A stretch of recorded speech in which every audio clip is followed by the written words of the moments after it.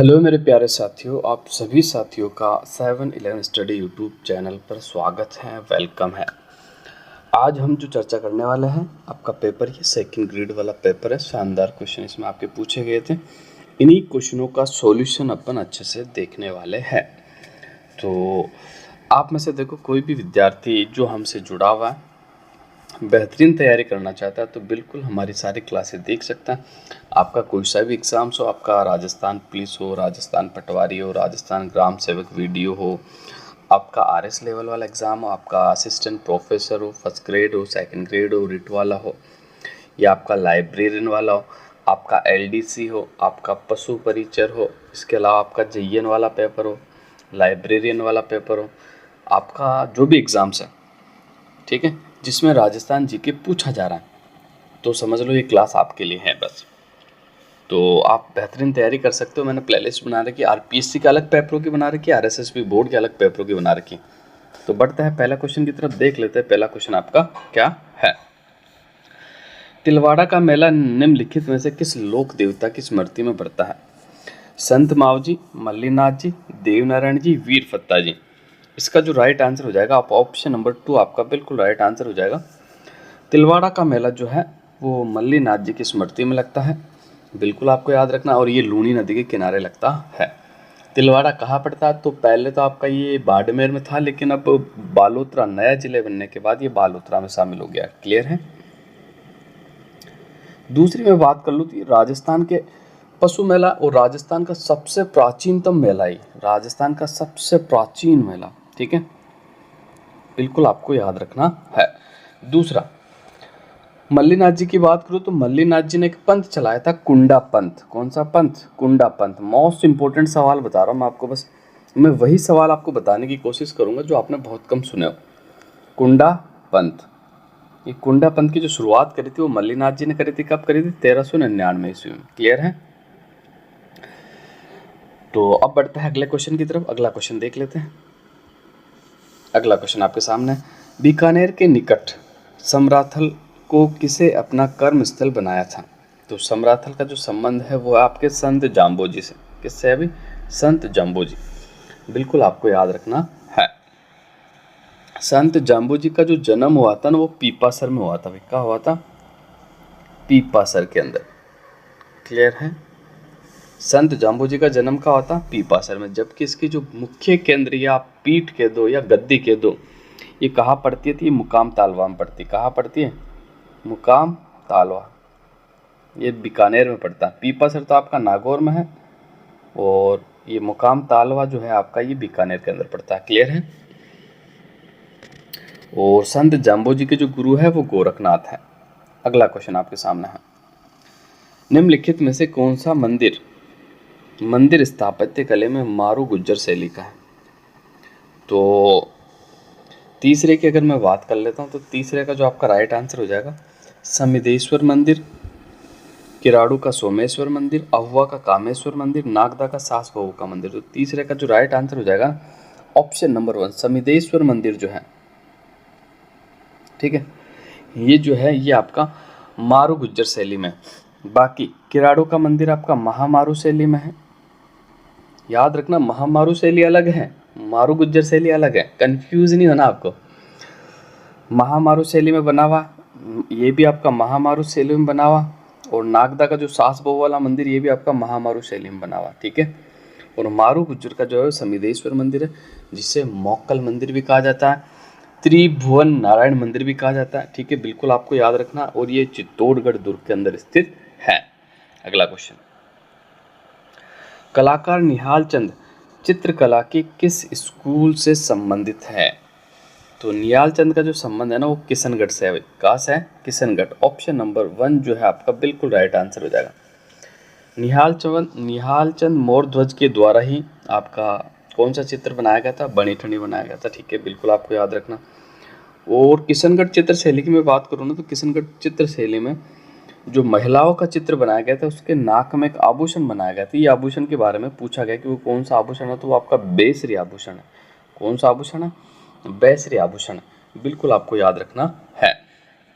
और किशनगढ़ जो शैली है उसको प्रकाश में लाने का श्रेय जो जाता है वो डॉक्टर फैयाज अली और एरिक डिक्सन को जाता है। क्लियर है? तो यहाँ तक आपको ये फैक्ट भी याद रखना है। अब बढ़ते हैं अगले क्वेश्चन की तरफ। राजस्थान में त्योहारों का शुरुआत श्रावणी तीज से होती है और अंत होता है।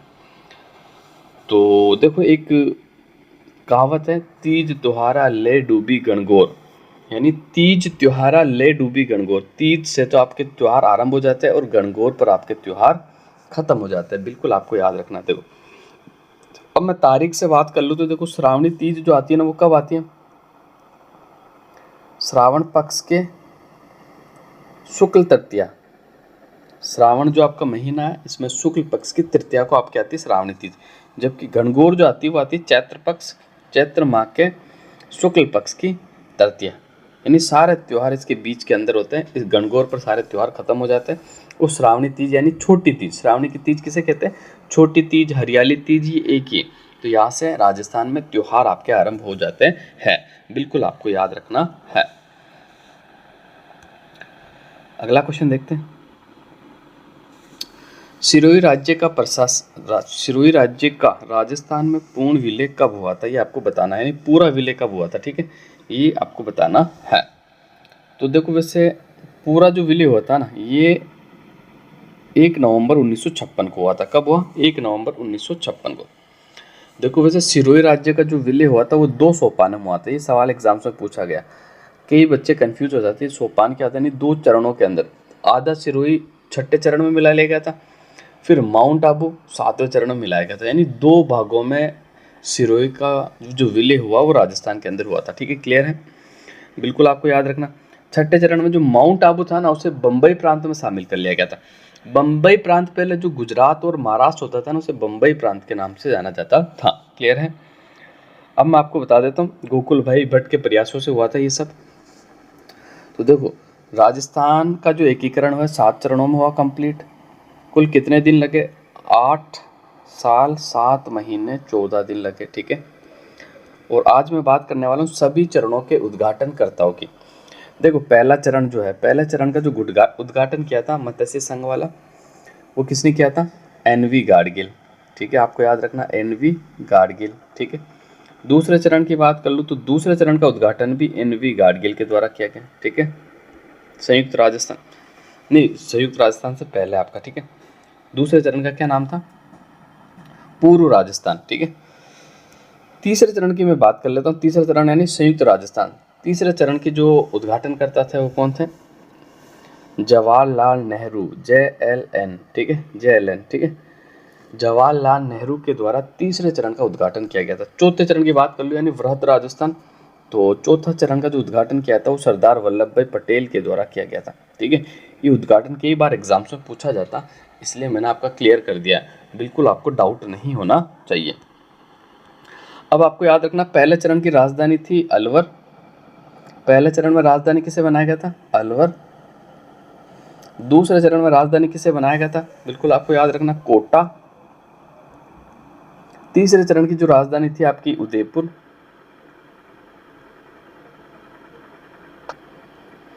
चौथे चरण की जो राजधानी थी वो जयपुर। सॉरी, ये चारों चरणों की मैंने राजधानी भी, फिर चौथे चरण के बाद कंटिन्यू जयपुर ही थी आपकी, इसलिए पहले जो 4 चरण है वो मोस्ट IMP है, तो उसके बारे में मैंने आपको बता दिया है। ठीक है, अब बढ़ते हैं अगले क्वेश्चन की तरफ। भी इंपॉर्टेंट फैक्ट है जो बार बार पूछे जाते हैं, जिसके बारे में मैं चर्चा कर चुका हूँ। और अब बढ़ते हैं नेक्स्ट।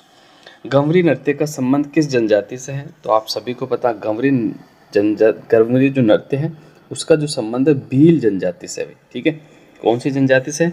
भील जनजाति से है। ऑप्शन नंबर 2 जो है आपका बिल्कुल राइट आंसर हो जाएगा। अहिरवाटी बोली राजस्थान के किस क्षेत्र में बोली जाती है? ये आपको बताना है। मारवाड़, मेवाड़, ढूंढाड़, मेवात। 8 का जो राइट आंसर हो जाएगा आपका बिल्कुल मेवात क्षेत्र में आपकी अहिरवाटी बोली जाती है। ठीक है, ये कोटपुतली बहरोड में बोली जाती है। इसे राठ भाषा भी, राठ के नाम से भी जाना जाता है। ठीक है, अहिरवाटी भी कहा जाता है, राठ के नाम से भी जाना जाता है। क्लियर है? तो ये अहिरवाटी बोली जो कोटपुतली बहरोड के आसपास आपकी बोली जाती है। क्लियर है ना? अब यहाँ से आपका जो है पॉलिटी का पार्ट स्टार्ट हो रहा है, तो मैं सीधा ही आपके राजस्थान GK के ऊपर आपको लेके चलता हूँ। पॉलिटी के लिए अपन अलग से सीरीज करने वाले हैं, जल्द ही सारी सीरीज में स्टार्ट करने वाला हूँ। जितने भी साथी जुड़े रहे, आप क्लास को शेयर करें।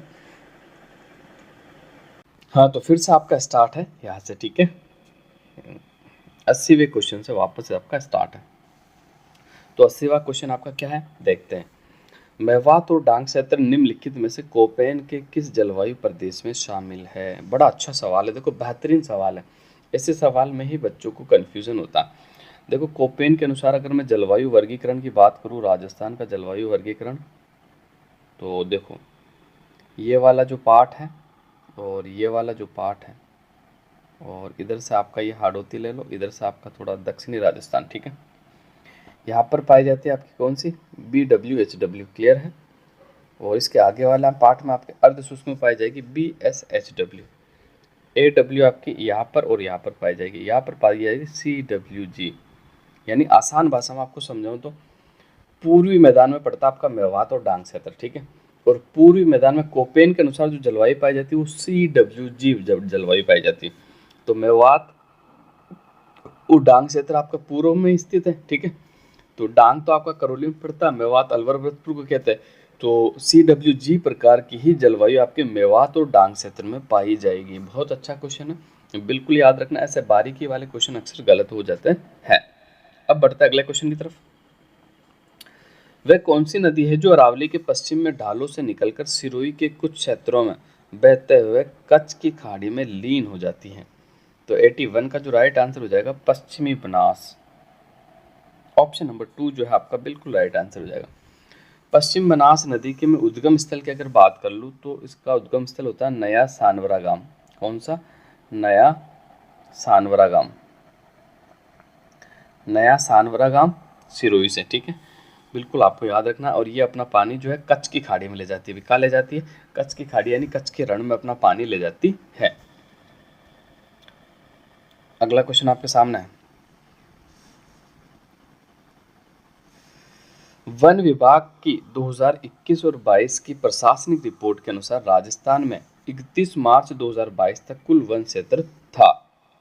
तो 82वें राइट आंसर की अगर अपन बात कर ली जाए तो 32,845.30 वर्ग किलोमीटर, 32,864.62 वर्ग किलोमीटर, 32,737.34 वर्ग किलोमीटर, 32,862.50 वर्ग किलोमीटर। तो इसका जो राइट आंसर हो जाएगा आपका, बिल्कुल मैं बात करूँ तो 32,864.62 वर्ग किलोमीटर। ऑप्शन नंबर 2 जो है आपका बिल्कुल राइट आंसर हो जाएगा। क्लियर है। अब मैं बात कर लेता हूँ राजस्थान में जो वन है कि सर्वाधिक वन कौन से जिले में पाए जाते हैं, क्षेत्रफल की दृष्टि से, प्रतिशत की दृष्टि से, दोनों से अपन बात कर लेते हैं। तो सर्वाधिक वनों की अगर मैं बात कर लेता हूँ, सबसे पहले क्षेत्रफल की दृष्टि से बात कर रहा हूँ ना। क्षेत्रफल की दृष्टि से आपको एक छोटी सी ट्रिक याद रखनी है, UAP और B, ठीक है। सबसे ज़्यादा जो वन पाया जाता है उदयपुर, उदयपुर के बाद अलवर, अलवर के बाद प्रतापगढ़, प्रतापगढ़ के बाद बारां। UAPB, UAPB, क्लियर है। बिल्कुल आपको याद रखना कि क्षेत्रफल की दृष्टि से जो सर्वाधिक वन पाया जाता है ये 4 जिले हैं, उदयपुर, अलवर, प्रतापगढ़ और बारां, ठीक है। अब मैं बात कर लेता हूं आपका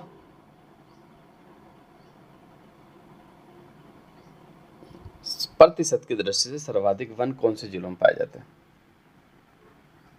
तो प्रतिशत की दृष्टि से, चलो उससे पहले मैं आपको बता देता हूँ क्षेत्रफल की दृष्टि से सबसे न्यूनतम वन, ठीक है भाई। सर्वाधिक वन बता दिए तो न्यूनतम वन भी मैं बता देता हूँ। उसकी एक छोटी सी ट्रिक आपको याद रखनी होगी, चूहा जोगा, चूहा जोगा। सबसे कम चूरू, चू कर लो, और फिर आपका हनुमानगढ़, फिर आपका जोधपुर, फिर आपका गंगानगर।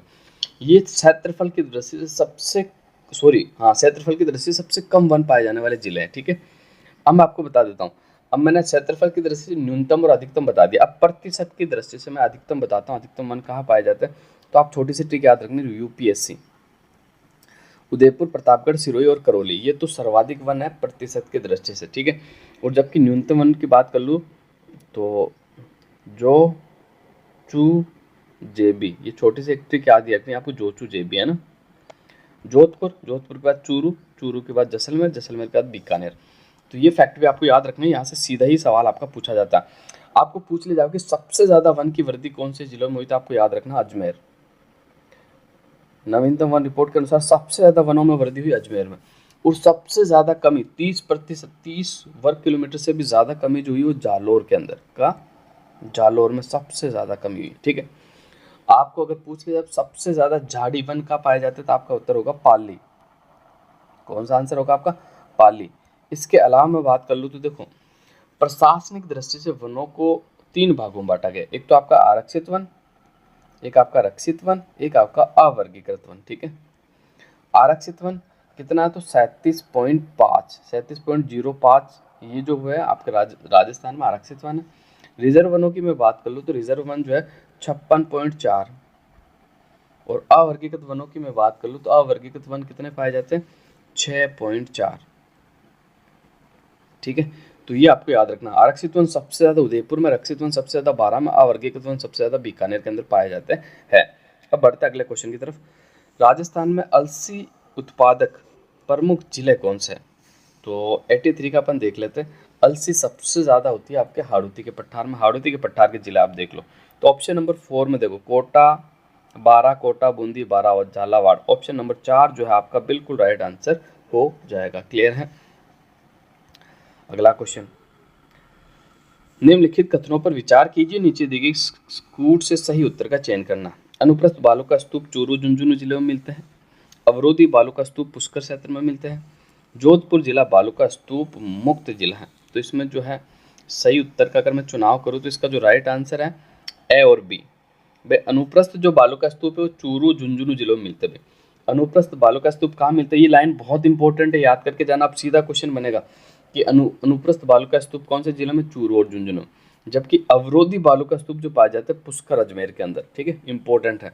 बाकी ये सी वाला ऑप्शन गलत है, क्योंकि जोधपुर जिला पूरा बालू का स्तूप मुक्त नहीं, थोड़ा सा मुक्त है बस, इसलिए गलत हो गया। ठीक है, अब बढ़ते आगे। राजस्थान का निम्नलिखित में से कौन सा जिला राज्य का प्लास्टिक केंद्र का हब माना जाता है, यानी प्लास्टिक के लिए हब माना जाता है, तो इसका जो राइट आंसर हो जाएगा आपका 85 का दौसा, भरतपुर, अलवर और जयपुर। तो इसका जो राइट आंसर हो जाएगा, प्लास्टिक का हब आपका राजधानी माना जाता है जयपुर। ऑप्शन नंबर 4 जो है आपका बिल्कुल राइट आंसर हो जाएगा। अगला क्वेश्चन, कोलवी कंदरा यानी बौद्ध कंदराए और चांदखेड़ी जैन धार्मिक स्थल किस जिले में स्थित हैं। 86 की अगर मैं बात कर लेता हूँ तो ये झालावाड़ के अंदर है। अभी कहाँ है, कोलवी, और आपका जो चांदखेड़ी है ये जैन धार्मिक स्थल कहाँ पड़ता है, ये झालावाड़ के अंदर पड़ता है। ऑप्शन नंबर 4 आपका बिल्कुल राइट आंसर हो जाएगा।